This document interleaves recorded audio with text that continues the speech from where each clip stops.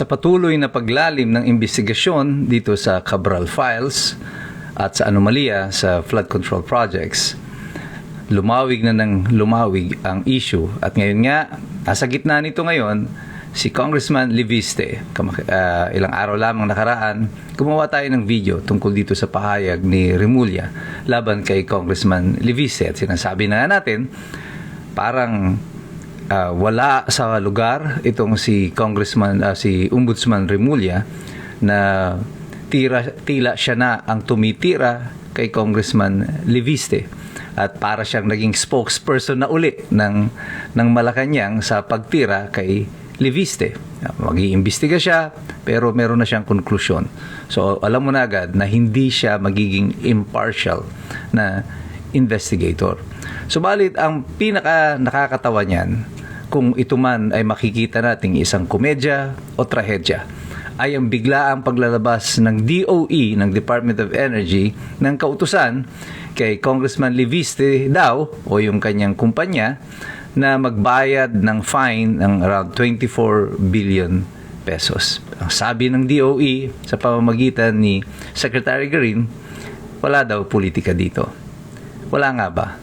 Pag-usapan natin yan sa gabing ito. Ito po muli si Attorney Mike Operario. Sa panahon na ito na mainit ang politika, ang sabihin mo na ang bawat kilos mo ngayon ay wala ang kaugnayan sa politika ay isang uri na rin ng pamumulitika. Malinaw po na may mga konektadong mga issue dito. Una, si Congressman Leviste ay isa sa mga nagsabi na meron silang kopya ng Cabral Files. Bukod pa dyan, sina Ping Lacson at iba pang mga kongresista na nagsabi. Pero ang pinakamainit na nagtutulak na mailabas itong Cabral Files ay si Congressman Leviste. At ngayon, tila ba ang gobyerno, ang administrasyon sa Malacanang ay sinesentrohan na siya ngayon ng operasyon upang siya ay patahimikin. Apparently, ang naging target nila, ang weapon of choice is to go after his finances because this kid, itong si Congressman Leviste is a whiz kid, matalino siya. At at a young age, he became a billionaire. But this is a legitimate business, hindi kagaya na sinasabi ni Boying Remulla na hindi daw maka-Pilipino. Alam mo, Ombudsman Remulla, bago mo sabihin yan, habulin mo muna yung mga totoong nagnakaw. Yan ang mga hindi tunay na mga Pilipino. Wala ngang nasyonalidad yan kasi walang nasyonalidad ang mga taga-impyerno. Ang mga demonyo ay walang nasyonalidad. So, dapat yan ang mga hinahabol ninyo.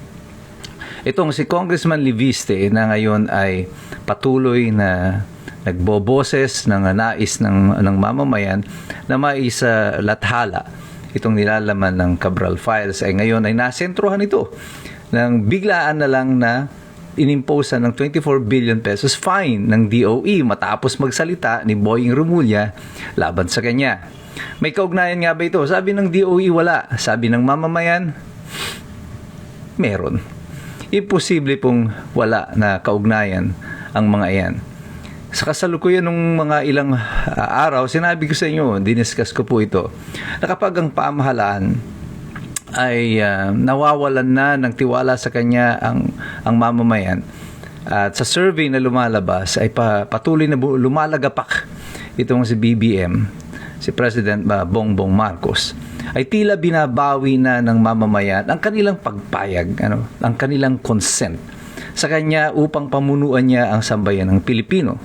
Ang paglagapak niya ng negative 33%, 94% of the Filipinos, according to one survey says, ang Pilipino naniniwala na talamak ang korupsyon sa ating lipunan sa kasalukuyan. Lahat ng ito ay nagsasabi na matindi ang disgusto ng mamamayan sa pamahalaan. Kapag binabawi ng mamamayan ang kanilang consent o pagpayag sa pamumuno ng administrasyon, kadalasan ang ipinapalit nila dito ay ang pagkontrol sa pamamagitan ng intimidasyon, pananakot. at yung pagbawi ng mga pribilehiyo na di umano ay nanggagaling sa kanila kahit na ito ay galing pa sa kaban ng bayan. At yung thread na ito ay nagpapatuloy. Hindi aksidente na si Congressman Leviste na nagsasalita, tumutulig sa pamahalaan at nagnanais na mailabas ang katotohanan doon sa Cabral Files, ngayon ay biglang nasa sentro ng kontrobersiya tungkol naman sa kanyang negosyo. At any rate, hindi ako naririto para mag-abogado para sa kanya. Marami siyang abogado, I'm sure, na magagaling mga abogado niyan. And I'm sure, alam na nila kung anong gagawin at paano lalabanan itong DOE. I cannot say kung tama o mali ang ginagawa ng DOE. Ang sinasabi lang natin dito, the timing ng paglalabas ng DOE ng ganitong kautusan appears to be very suspicious. Kaduda-duda talaga ang kanilang ginagawa. At yung optics nito, yung larawan nito na ipinipinta sa mamamayan ay isang uri ng pananakot na sinasabi, ang isang congressman na kagaya niyan, pag pumalag kayo laban sa amin, ito mangyayari sa inyo. Kaya kung kaya nilang gawin ito sa mga mas makapangyarihan ng mga tao, mas mayaman ng mga tao, ito ang lagi kong tanong. Kung si Rodrigo Duterte nga, na dating Pangulo, maraming taga-suporta, meron pa namang impluwensya, ay nakidnap papunta sa Hague. Yung extraordinary rendition na sinasabi na ginawa sa kanya. Nagawa ito sa kanya. Paano kaya tayo ng mga ordinaryong mamamayan, ano ang pansalag natin sa pamahalaan? Alam niyo kung anong meron tayo? Bilang. Ang bilang natin, ito ang ating kapangyarihan, ang ating tinig, ito ang magpapahayag ng ating disgusto at pagbawi ng ating pagpayag sa pamahalaan na pamunuan tayo. Hindi kami naniniwala na walang politikang involved dito sa sinasabi ninyo na pagpapataw ng fine sa dating kumpanya ni Congressman Leviste at sa pagkansela ng kanyang mga kontrata. Walang tao sa Pilipinas na maniniwala sa inyo sa kasalukuyan. Pero ang nakakabahala dito, tila ang pamahalaan nito walang pakialam kung anuman ang isipin ng mamamayan. Ang gusto lang nila, gawin nila kung ano ang kaya at pwede nilang gawin sa atin sa kasalukuyan.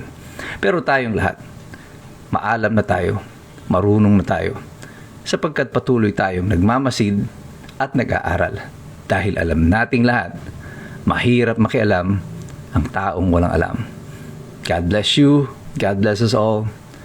Mabuhay ang Republika ng Pilipinas.